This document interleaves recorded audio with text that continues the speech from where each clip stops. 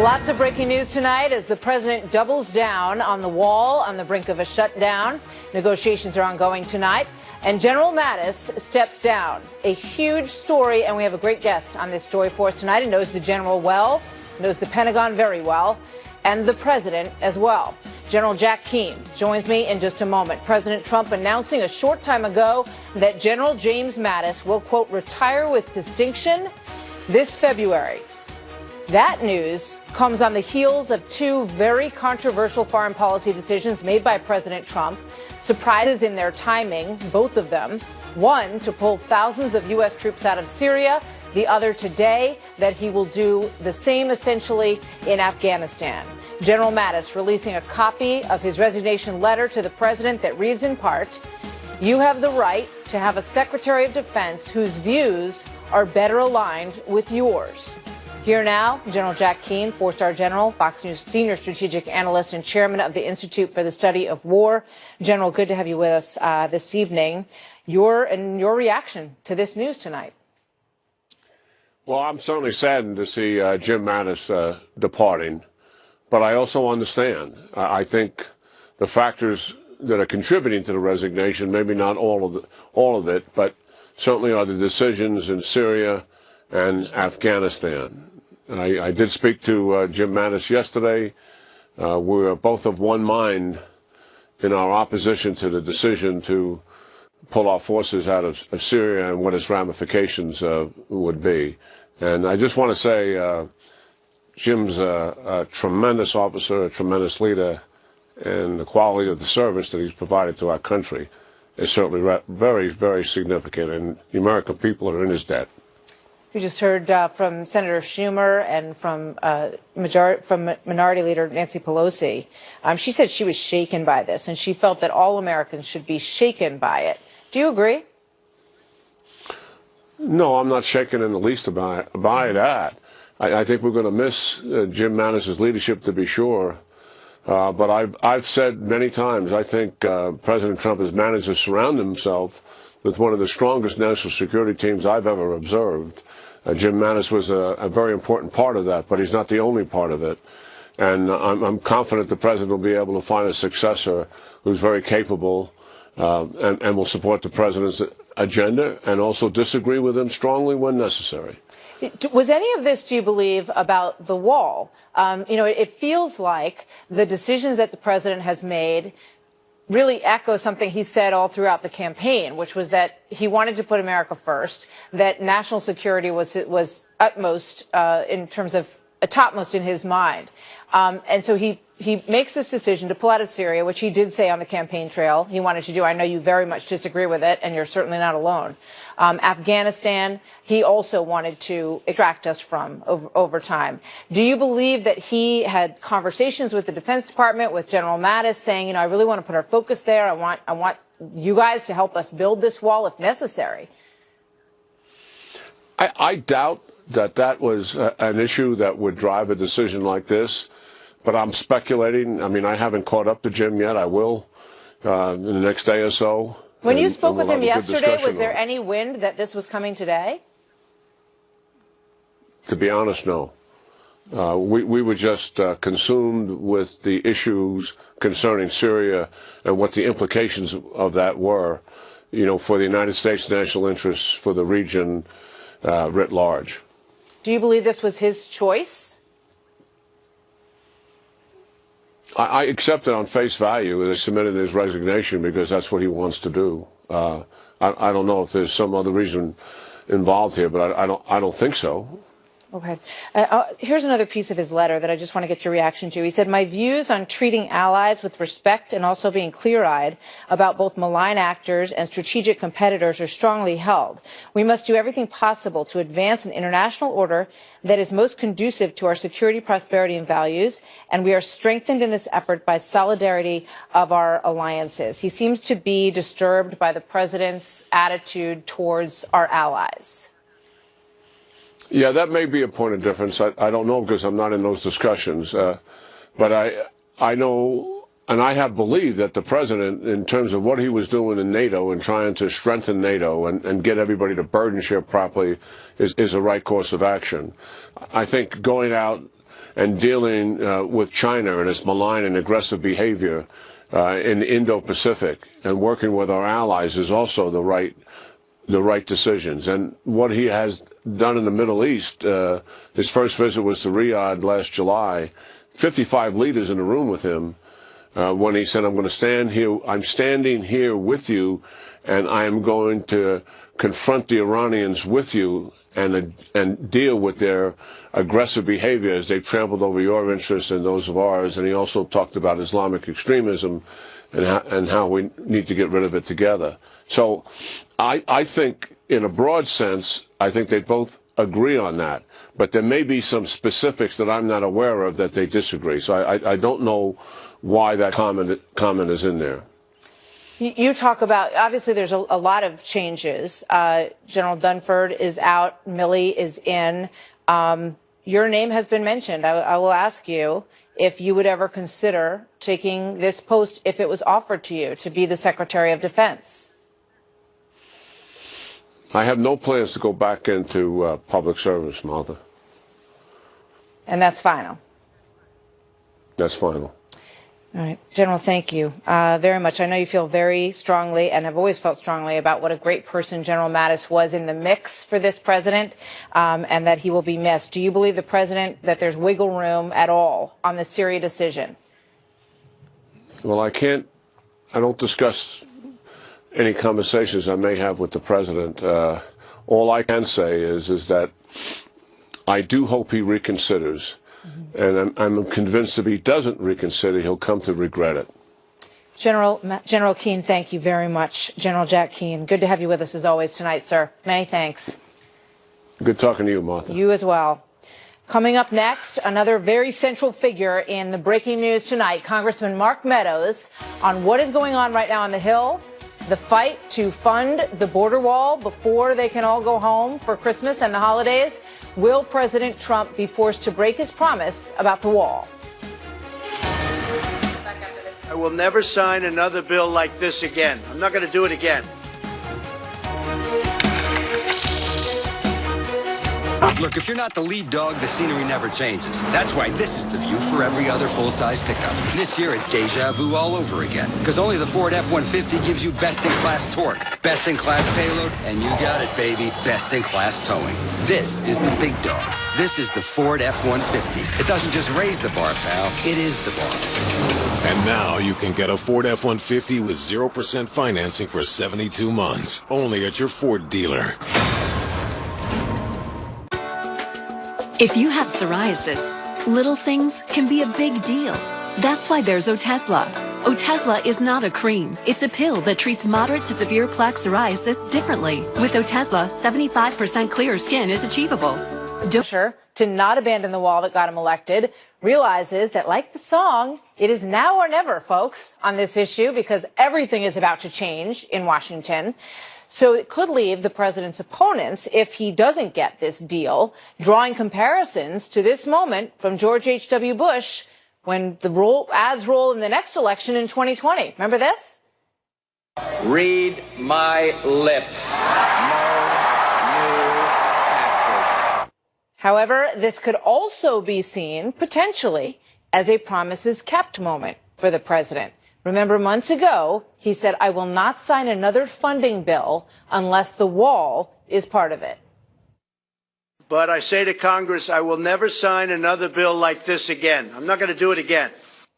House Freedom Caucus Chairman Mark Meadows is fresh off a meeting with President Trump and key House GOP leaders. He joins me now. Congressman, thank you very much. Busy night, obviously, for all of you. So where does this stand? I mean, if it gets through the House, it's very unlikely that it will get through the Senate. So then what?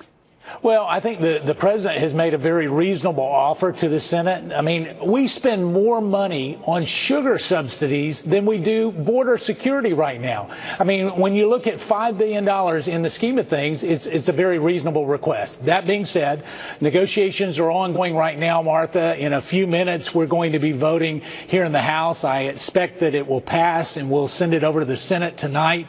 But it's really about a president who was not not willing to fold without a fight. You heard him make the comments there. He wasn't going to sign another bill.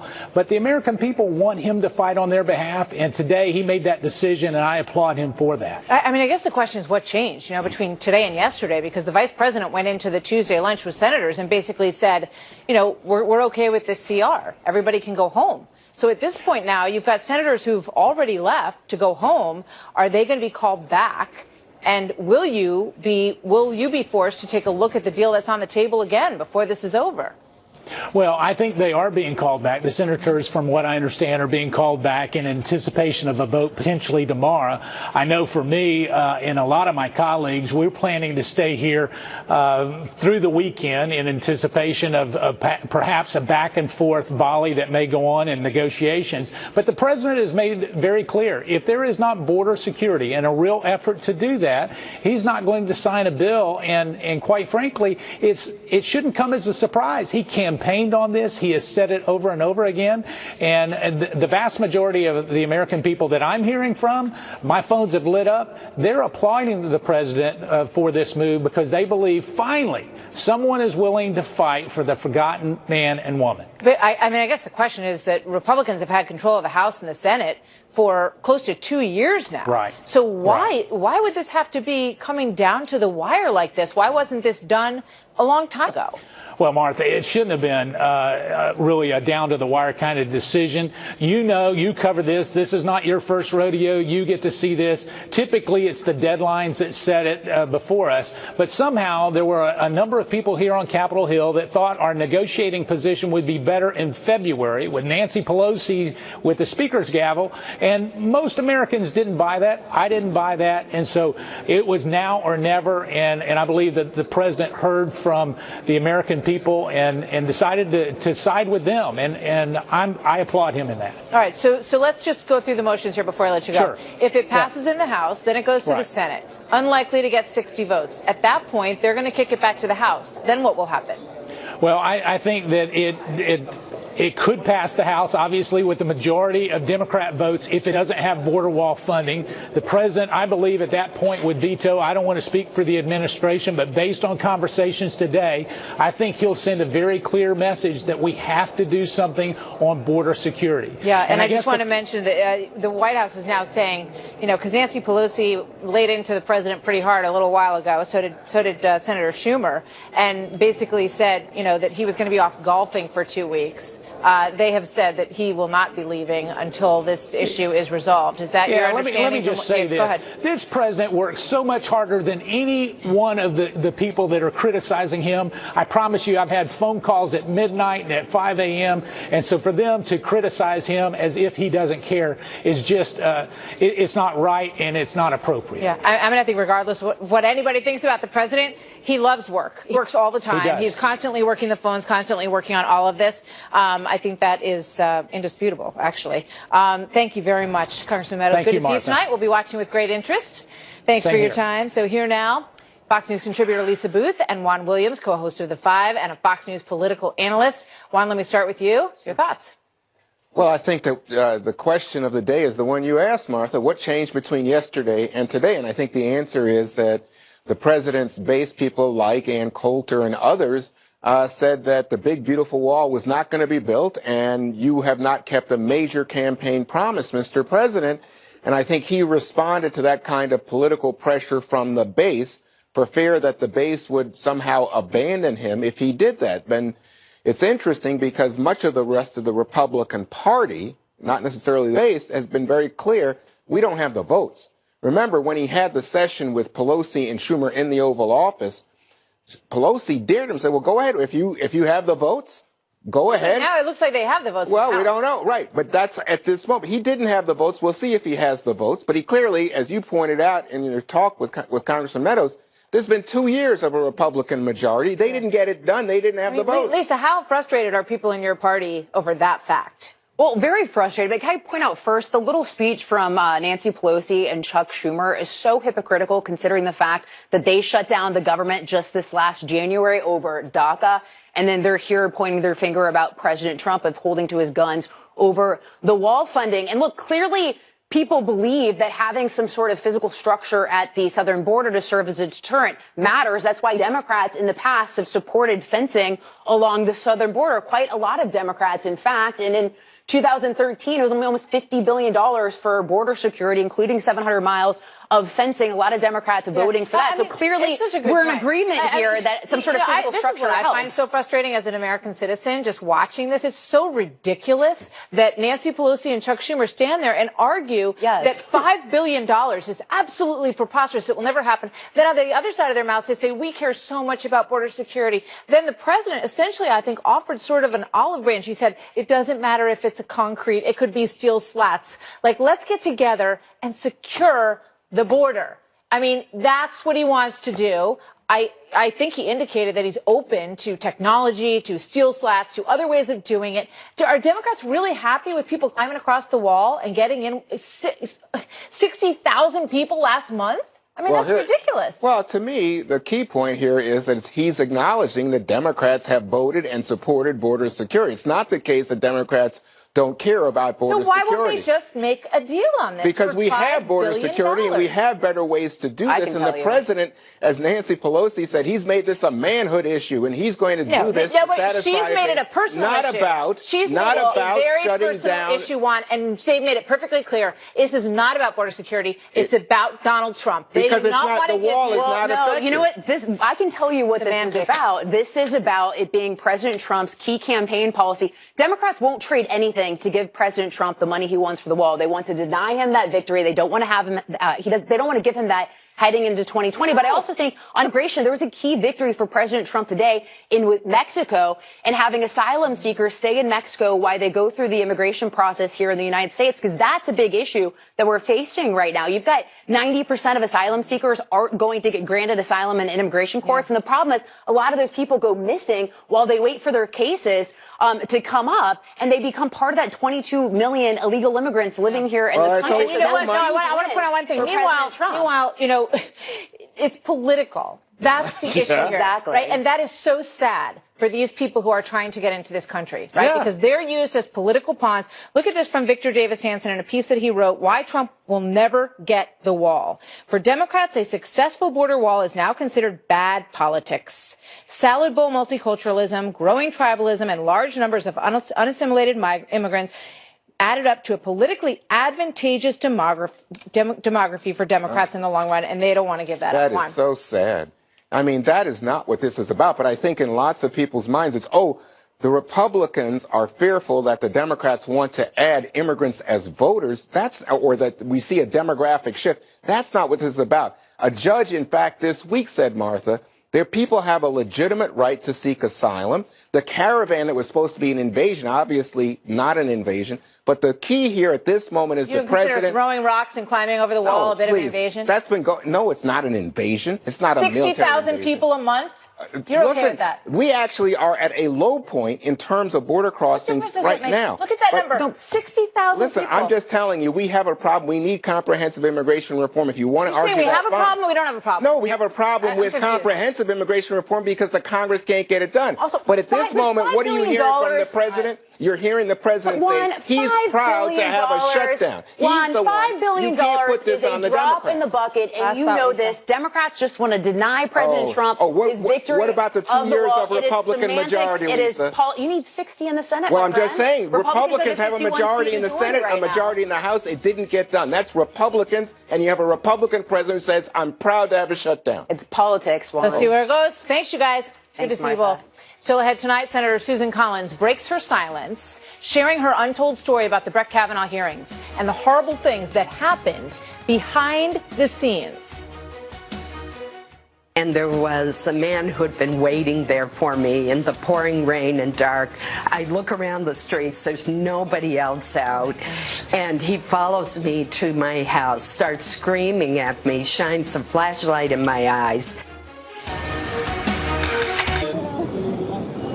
Happening at Gatwick, about an hour south of London, Britain's second busiest airport. Most of its flights are within Europe, but it also has plenty of U.S. flights to places like New York, Las Vegas, and Orlando. The drones being used to buzz Gatwick are not toys. They're industrial types, which are bigger and faster. The British Defense Ministry has brought in special equipment to assist, but it's tricky because the same jammers that disrupt radio signals between drones and their operators can also disrupt radio signals between pilots and the air traffic controllers. The drones began buzzing Gatwick late yesterday, continued well into today, and the airport tried to open a couple of times but simply couldn't. Look. Each time we are getting ready to reopen the runway, there's another drone sighting. And what I can't do is put the safety of our passengers at risk, and so the airport remains closed. In the U.S., the FAA estimates there are more than 1,000 near misses a year between planes and unmanned aircraft, and there have been some collisions. Just last week, an Aeromexico 737 struck a drone during its final approach. Look at the damage, right? The nose of the jet bashed in. Remember back in 2009 when U.S. Air Flight 1549 hit a flock of geese, knocking out both engines, forcing the Airbus 320 to land on the Hudson River? Experts say drones pose an even bigger risk to jet engines. Drones are also big enough that a high-speed collision with a plane, as you saw earlier, can pierce a hole right in the fuselage. Flying a drone near an airport, we should note, can lead to 5 years in prison. Wow. Martha. I mean, you can see why they shut the airport down when you look at the damage on that plane. Very serious stuff that is likely to end badly at some point. Trace, thank you very much. Trace Gallagher in Los Angeles. So next, my exclusive interview with Senator Susan Collins. The untold story, which is incredible, behind the vitriol that was directed at her as she debated how to vote on the Brett Kavanaugh nomination. Susan Collins should have resigned decades ago. She is too old, too much of a liar, too out of touch with reality, and shame on all of you for letting her keep her job.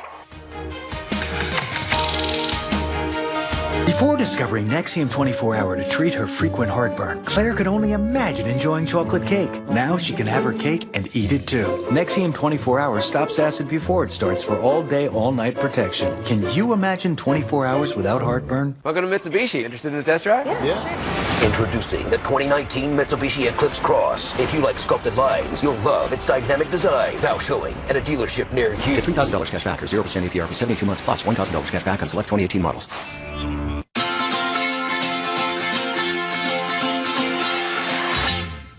This thing called love, I can't handle it. This thing called love, well I must get around to it. I ain't ready to praise a little thing called love. This holiday, give the gift of Peloton. How did you know? Right? Who would have thought? Because of my teeth, I learned to do things from a distance.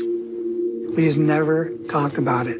Having a dental problem is a huge barrier. Riveting stories of 2018 was clearly the confirmation of now Justice Brett Kavanaugh.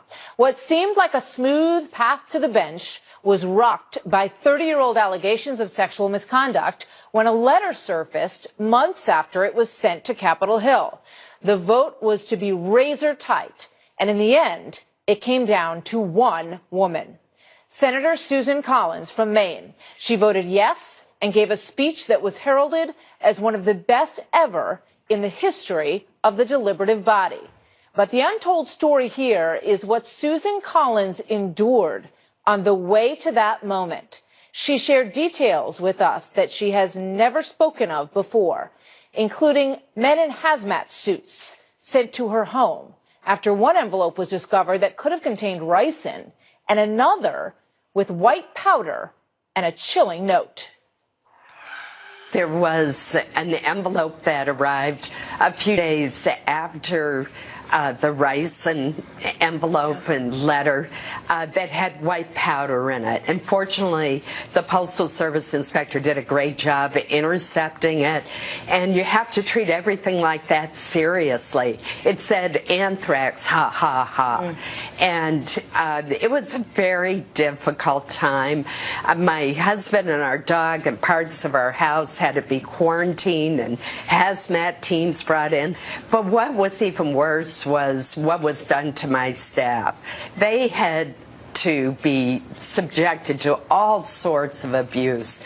A 25-year-old caseworker on my staff who deals with Social Security problems and the VA and immigration answered a call in which the man told her that if I voted yes for Justice Kavanaugh, that he hoped she would be raped and impregnated. And unfortunately, I've lost that staffer. She just could not take the tremendous abuse that was heaped upon them. I listened to some of the phone call messages that you received.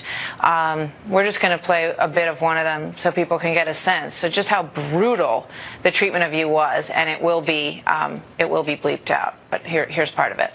You are so naive. You will go down in history as the most naive person ever to be in Congress. It's unbelievable, the rage in these people's voices. It was unlike anything I've seen in all the years that I've been privileged to serve in the Senate. There was one night I was working very late on the Kavanaugh nomination. I drove myself home at 9:30 at night, couldn't find a parking space, had to park a block away, and there was a man who had been waiting there for me in the pouring rain and dark. I look around the streets, there's nobody else out, and he follows me to my house, starts screaming at me, shines a flashlight in my eyes, turns on a camcorder, and it was frightening. The only funny thing about it, when I finally said to him, as I'm frantically trying to unlock my door, and I said, "You stop harassing me. And by the way, what's your name?" And he gave me his name. So the police were able to That was a pick good him idea. up. You had the wherewithal to ask him. And so did they follow it up with him? They did. But what I'll never understand is why anyone would think that I would be intimidated by those tactics and that they would be successful in converting me or causing me to vote against Judge Kavanaugh simply because I was threatened. The fiercely contentious confirmation process for Judge Brett Kavanaugh. I want to take you back there and get your reaction. The whole stage for this very dysfunctional circus that occurred in this nomination was set when Chairman Grassley tried to give his opening statement. An exciting day for all of you here. Mr. Chairman. And you're rightly proud Mr. Chairman, if we cannot be recognized, I move to adjourn. And he was not even allowed to finish his opening statement before he was interrupted in what was clearly an orchestrated move by some of the Democratic senators. We are rushing through this process in a way that is unnecessary. I think it's a disservice to the United States Senate. We're better than that. And this is not what the constitutional process of advice and consent is supposed to be about. I can only hope that this represents rock bottom in what has been a steady decline in the dignity and decorum of the nomination process for Supreme Court nominees over the past 3 decades. I was pushed onto the bed, and Brett got on top of me. I believed he was going to rape me. As a senator who had thoughtfully gone through the process and spoken with Brett Kavanaugh for hours and researched his background, what went through your mind when you saw that? It was painful. It was heart-wrenching. I believed her when she said she was terrified. But she mentioned 4 people who were there that night.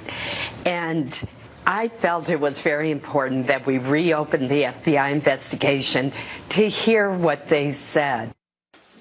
I've never sexually assaulted anyone, not in high school, not in college, Not ever. When I heard Brett Kavanaugh's rejoinder to it, I heard a man with great anguish and anger who felt falsely accused. So I felt that Dr. Ford certainly had endured a sexual trauma or some sort of traumatizing incident that had upended her life. But I did not find the evidence, any corroboration, in fact, that Brett Kavanaugh was the person who assaulted her. Some of your colleagues said that when they watched his reactions, they felt that his temperament was not appropriate for a Supreme Court justice, and they referred to moments like this. So you're saying there's never been a case where you drank so much that you didn't remember what happened the night before or part of what happened? You're asking about, blackout. I don't know. Have you? Could you answer the question, Judge? That's not happened. Is that your answer? Yeah, and I'm curious if you have. I have no drinking problem, Judge. Yeah, nor do I. Did you ever find his responses to be inappropriate in that hearing?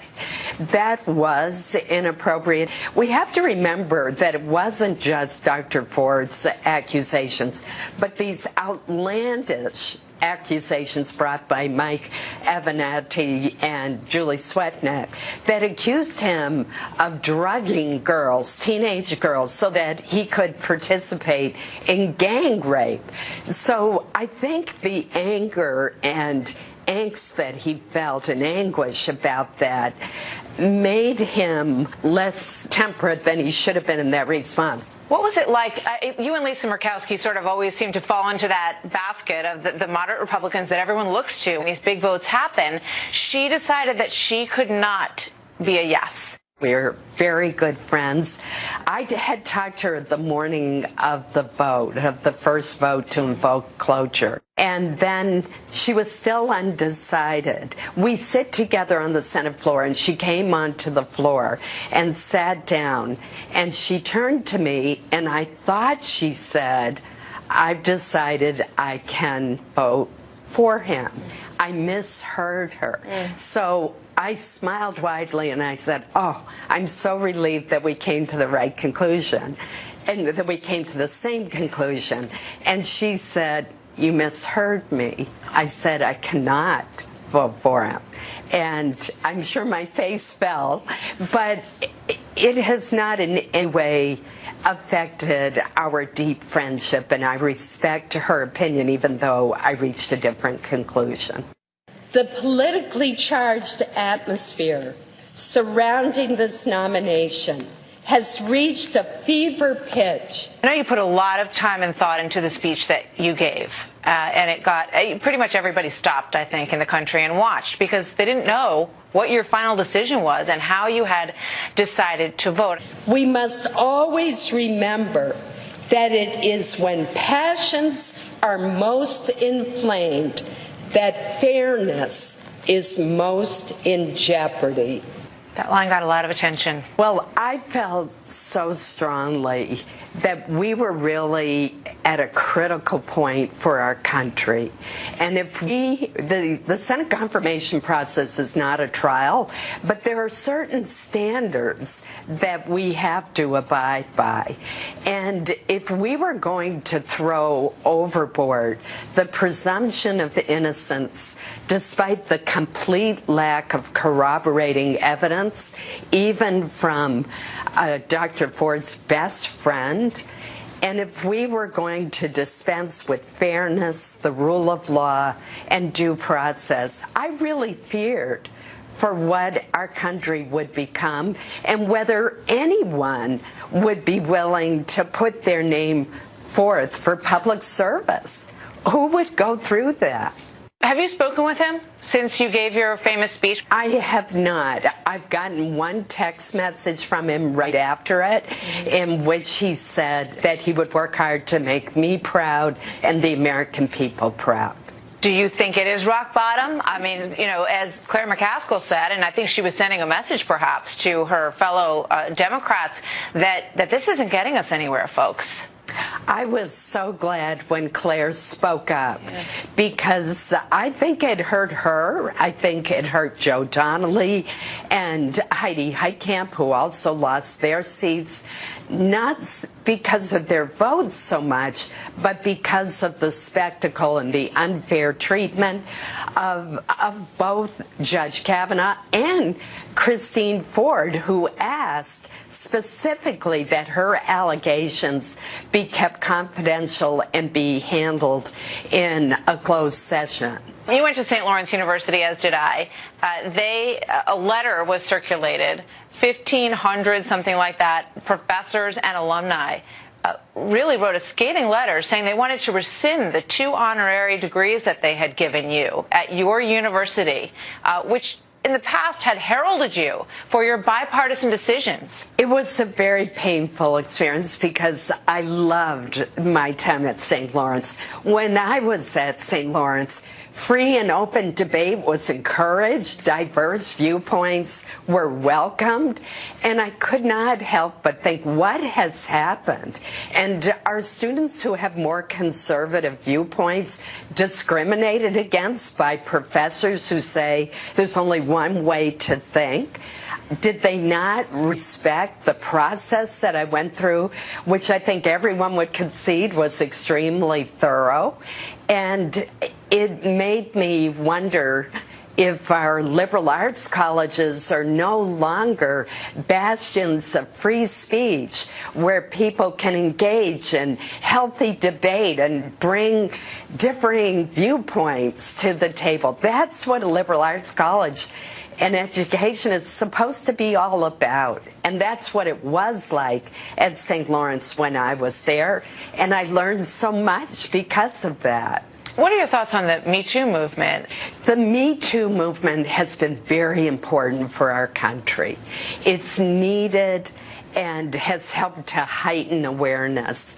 And I hope if there's anything good that has come out of this terrible process, it is that the survivors of sexual assault will feel more empowered to come forward, and that they'll come forward at the time of the incident and that they will be heard. Not everyone is going to be giving an accurate story, but everyone deserves to be treated with respect. It could potentially cost you your election in 2020. Are you at peace with that? I am. The easier vote politically clearly would have been for me to vote no. But that would not have been the right vote. And I have to live with myself. And I want to be able to look in the mirror in the morning and know that I did what I felt was right, no matter what the consequences may be. My job as a United States Senator is to apply my best judgment. And that's what I did in this case, despite tremendous pressure, horrible tactics, abuse of my family, my staff, and myself. But I really won't ever be intimidated. I have to do what I think is right. And I'll let the chips fall where they may. My thanks to Susan Collins for sitting down with me this week. We'll be right back.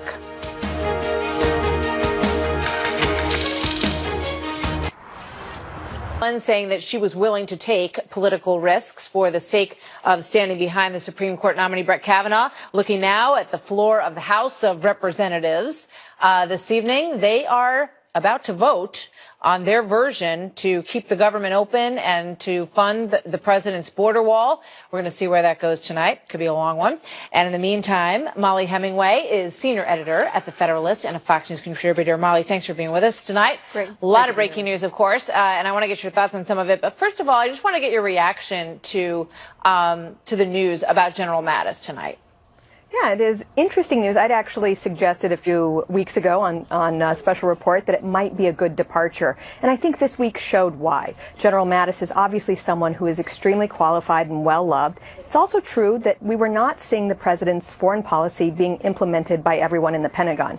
President Trump could not have been clearer going back to 2013 that he does not believe that endless war in Syria is a good idea. He has said that repeatedly and consistently, and for some reason the plans that the Pentagon and the State Department keep putting forth involve staying there for a very long time. So I think there was obviously a conflict there. The president is, according to the Constitution, the commander-in-chief, not someone who that responsibility is with him, and he has the right to have a cabinet that fully supports his foreign policy, because again, it was one of the reasons why the American people elected him, because he was going to depart from our foreign policy posture that involves a lot of wars. Like, the war in Afghanistan is now on its 17th year. I think a lot of Americans say we should fight wars quickly, get them done, achieve our victory, and bring our troops home. What about the shutdown and the president's big change of heart in the last 24 hours, deciding that probably politically and on principle he needs to fight for the wall? Again, he had a campaign promise that he cared very deeply about a border wall, and it keeps on getting kicked down the road. So I think it is important that the fight be had, but it's even just important from a bipartisan, we've had a bipartisan problem of Republicans and Democrats avoiding dealing with our serious issues on border security and border enforcement. It's just good for the country to deal with it. They always seem to have an excuse for why they can't do it now. I think, people really elect their representatives and senators, so they will address these problems, and I hope that they do. They always seem to address them in the last 5 minutes of the of the term, and then they'll complain about they can't go home. Maybe if they got their work done sooner, they might be able to. Just one more quick soundbite from Susan Collins, then I want to get your reaction on the other side. It could potentially cost you your election in 2020. Are you at peace with that? I am. The easier vote politically clearly would have been for me to vote no. But that would not have been the right vote. And I have to live with myself. And I want to be able to look in the mirror in the morning and know that I did what I felt was right. She went through a lot in that process, Molly, and she really got into it when we talked. It was quite interesting. I thought that was a riveting interview, and we hear so much about political courage, but we rarely see it.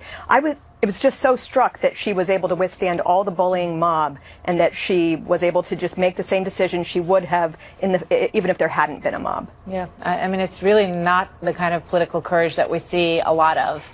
And she said she hoped we hit rock bottom in that process. We'll see. Molly, thank you very much. Great to have you with us tonight. Thank you.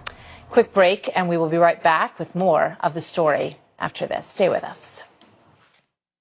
I'm Ken Jacobus, and I switched to the Spark Cash Card from Capital One. I earn unlimited 2% cash back on everything I buy. And last year, I earned $36,000 in cash back, which I used to offer health insurance to my employees. What's in your wallet? It's use it or lose it time at VisionWorks. Your vision benefits are about to expire, so it's time to use them. VisionWorks accepts hundreds of plans, and you'll get 50% off a second pair of glasses when you use your insurance. Use it or lose it at VisionWorks. VisionWorks, we're here to help you.